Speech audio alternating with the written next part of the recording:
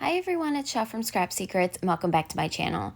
Today's day 25 in the 2023 Countdown to Christmas series, and the technique for today is no stamping. We're going to be using a stencil set from Honeybee Stamps called Good Tidings. There is a stamp set associated with it, but we can't use it, so we're just going to be using the color layering stencils. So these are really great when you want to just stamp or heat emboss your image and don't really feel like coloring, but want it colored in. These layering stencils are fantastic. But you can also use them on your own, which makes them doubly versatile. So you can create the image by itself with no line, so it looks kind of like no line coloring, or you can go ahead and stamp the image. So we are going to do the no line coloring. The first stencil just has those sprigs on it, so I'm using some evergreen bough. The second one is for the holly leaves, and we are going to be using some pine needle. So I'm going to go ahead and ink that one up. And then the third stencil has some of the details for the holly layer, and I'm going to be using some rustic wilderness for that. So while I am inking these stencils up and starting the image, I thought that I would talk to you a little bit about this series. So unfortunately, today is our last day. I've really loved doing this series. If you don't know, if this is the first time you've ever seen one of the videos for the series, make sure you check out the intro link in the description below. It will tell you everything that you need to know about the series. Marie from Marie's Vermont Creations and I come together and have 25 different projects, themes, techniques, etc. So you'll be able to get some inspiration from two creators who have different styles, and hopefully you will be inspired to create something of your own. We've picked out all of the techniques, put them in a randomizer, and just come up with some really amazing things. I really enjoyed this series. Thank you guys so much for all your comments and your love and just watching. Even if you just watched the series and didn't comment or anything, we really, really appreciate it. So we are going to miss doing this series, but there is a potential for us to do something in 2024.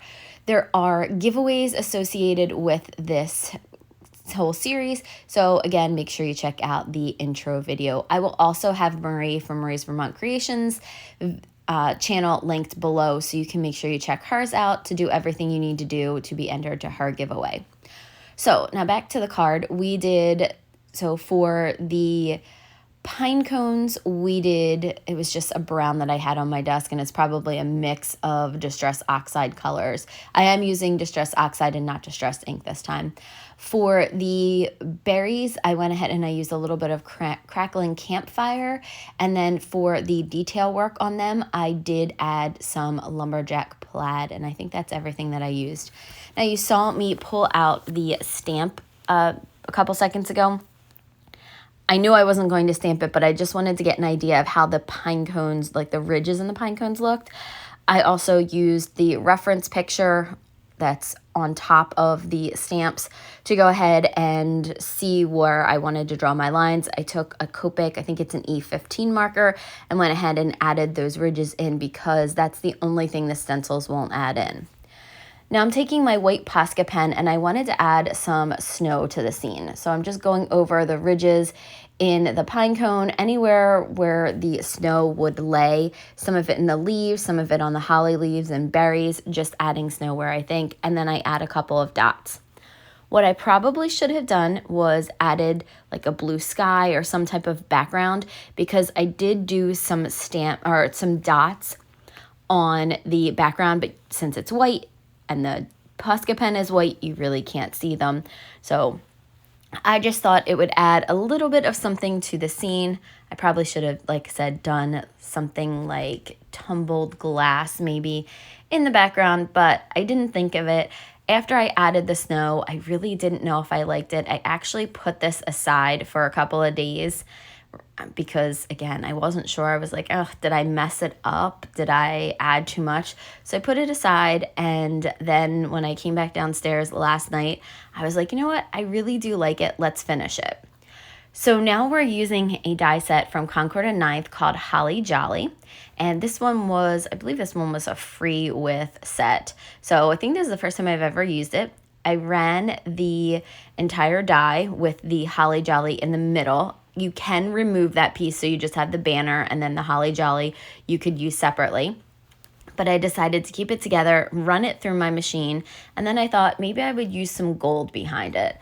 But I decided to go ahead and use some green glitter paper. And I'm going to run that through my die cut machine for a second time because I wanted to use the green glitter paper as the inserts for the Holly Jolly letters. After I've removed the letters from the banner, I'm going to go ahead and get ready to assemble the red banner that we're going to use. I cut a piece of scrap white cardstock out that will fit nicely behind the letters so that we have something to glue the letters into. So I go ahead and glue that down to the background using my Bearly Arts glitter glue. And then I'm going to put glue in all of the letter openings and pop them back into place. However, with the O, there is also the centerpiece that would look white because it isn't part of the green. I mean, you could leave the middle of the green and make it just a solid O. But what I did was I went back in with the red fallout pieces from the center of the O and popped that back into place for both the O and the Holly and the Jolly. So went ahead and added all the letters back in there and then did the same thing with the green one because I wasn't really sure which banner I was going to use. So here's the green one and put it up against there, and then there's the red one. You can see that I folded the red one and made it 3D, and then I left the green one as a flat banner because you can't really see the folds in it. So you guys are going to have to let me know down in the comments which banner you would have gone with. Would you have gone with the red one popped up or the flat one? Now I'm going to go ahead and add some foam tape. I'm going to add 2 layers behind the back of it and then add the glue to the flanks of the banner, attach it to the front, and then we are going to attach it to a pre-made craft cardstock base. And this one measures, I believe this is 5 by 6.5. These are one of the weird sized ones that I had from maybe like A.C. Moore or Michaels. But attach the front panel, and that is the card for today. So thank you guys so much for watching. We really enjoyed this series. I hope that you did too, and we'll see you again soon for another video. Bye!